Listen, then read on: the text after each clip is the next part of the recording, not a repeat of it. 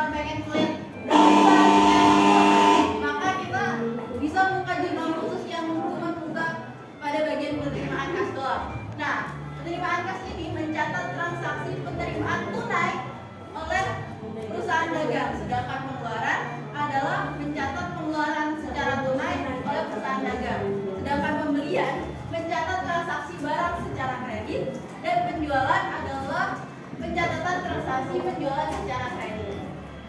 Setelah itu ada buku besar piutang. Buku besar. Nah, ini tadi udah aku senggol nih, kalau buku besar tuh biasanya mencatat semua hal ini. Di buku besar piutang mencatat berdasarkan nama pelanggan atau debitur. Ya, piutang sama utang. Ada beda fee dong sih, tapi bisa kalian ingetin kayak kalau ada fee, kalian bisa ingetin berdasarkan debitur, sedangkan kalau nggak ada fee, kalian bisa ingetin sebagai kreditur. Jadi dia mencatat utang pelanggan secara debit dan secara kredit.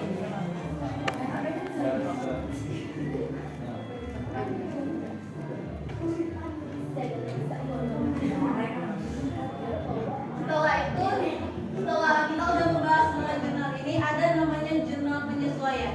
Di jurnal penyesuaian terdapat pencatatan perubahan nilai akun pada keadaan sebenarnya di akhir periode.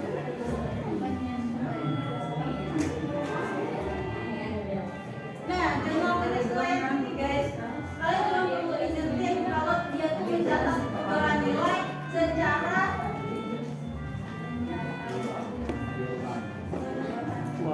nilai akun di akhir periode. Ada apa aja yang tentang pengertian jurnal penyesuaian.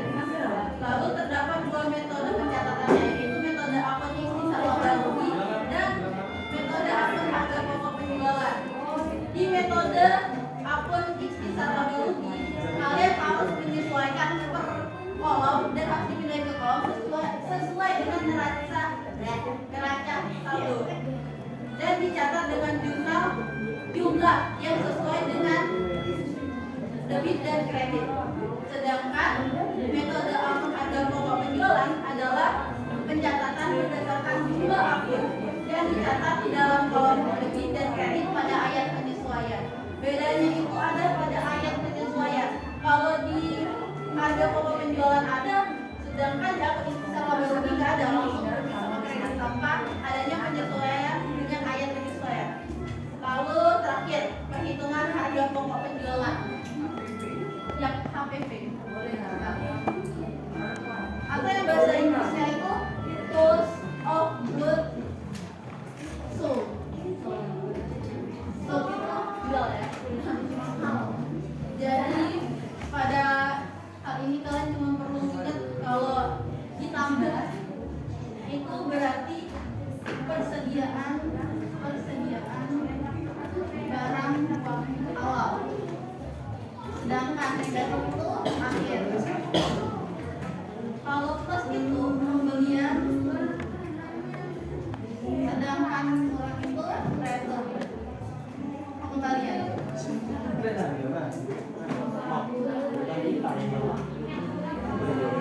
Itu biaya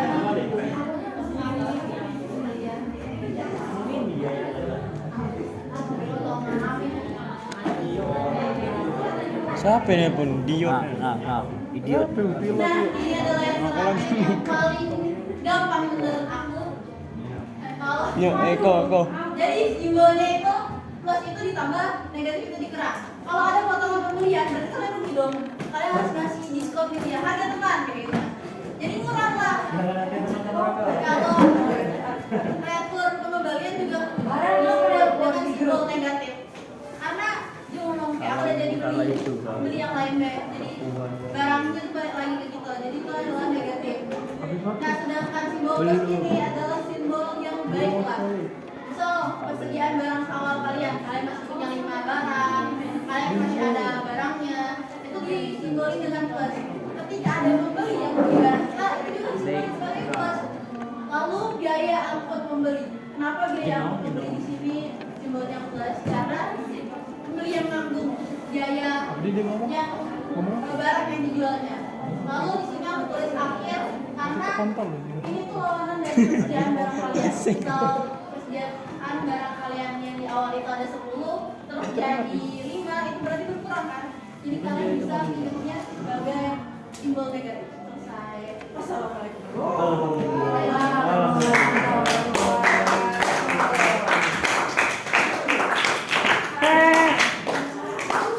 Panel. Oke, boys. Mode saat. Nah, tolong nak ya. Nah, ketika kalian ada teman kalian buka, tolong disimak, jangan sibuk-sibuk, jangan ngomong. Ya udah, simak. Assalamualaikum warahmatullahi wabarakatuh. Waalaikumsalam warahmatullahi wabarakatuh.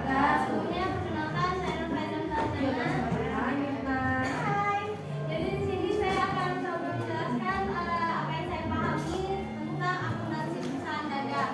Mungkin tidak selengkap yang Raisa sudah jabarkan karena menurut saya punya Raisa tadi sudah lebih dari lengkap.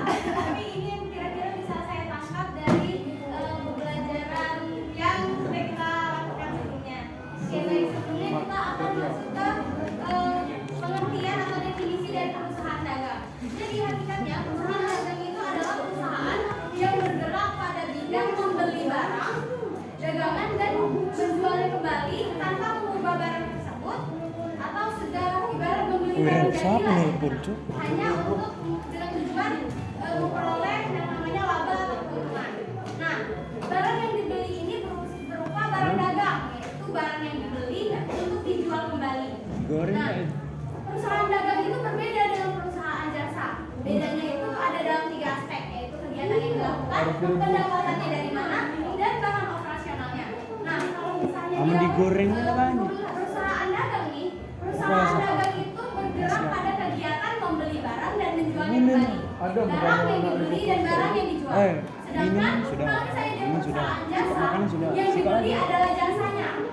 Jasa dari suatu perusahaan lain dibeli oleh perusahaan yang kita. Nah, yang kedua yaitu pendapatan.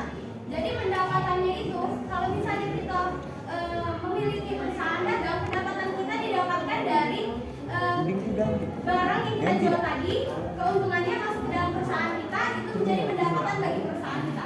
Sedangkan kalau misalnya perusahaan jasa, pendapatannya itu tuh didapatkan dari kita menjual jasa pada perusahaan lain. Dan basing kamu tuh lagi kan bahan bantu operasionalnya juga itu ada perbedaan. Jika dia dari perusahaan dagang, bahan operasionalnya itu berupa biaya penjualan dan biaya Diganti administrasi sama. umum.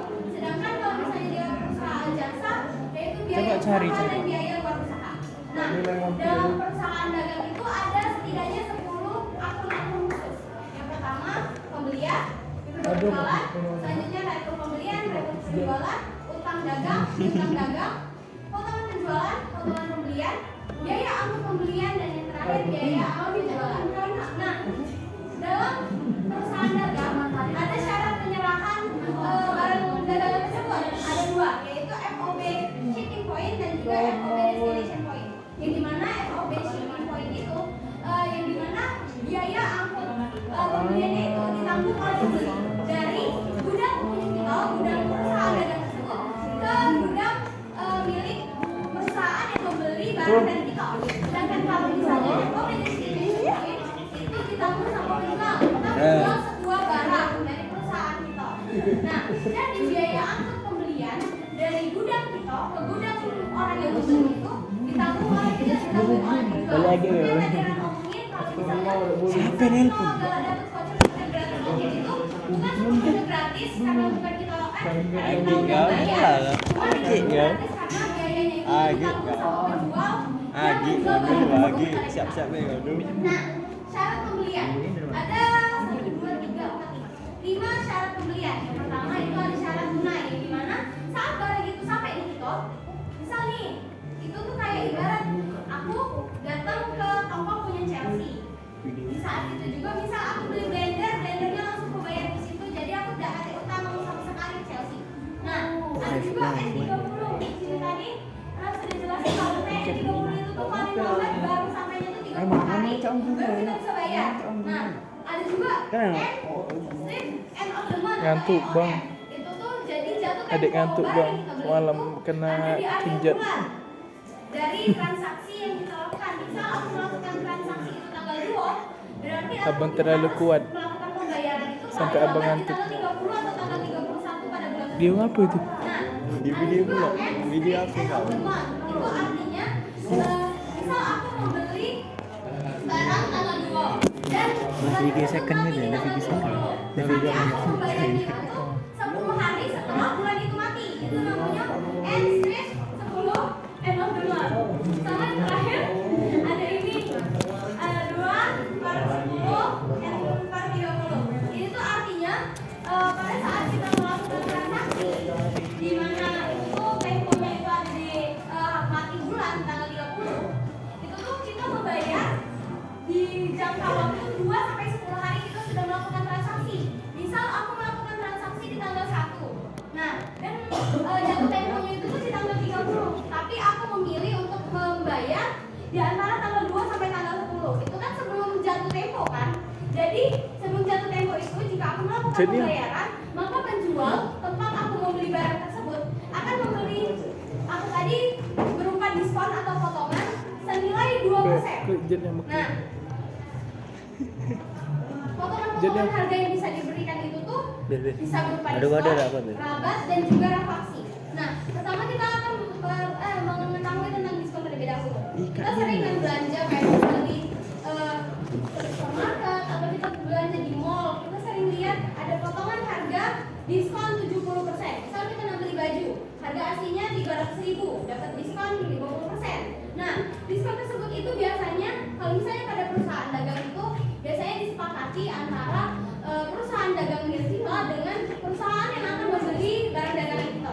Tapi selain itu, diskon juga bisa digunakan untuk menggait pelanggan. Misal pada saat kita membuka sebuah toko, misal kita buka sebuah toko, grand opening toko A, itu tuh biasanya penjual yang bikin grand opening itu akan membuat yang namanya promo atau diskon awal membuka toko. Misal kalian udah lihat, misal ada Indomaret baru buka, biasanya ada promo ini.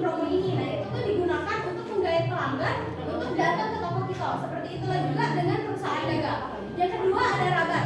Rabat itu potongan harga yang akan diberikan dari perusahaan dagang kepada pembelinya jika mereka itu membeli dalam jumlah banyak.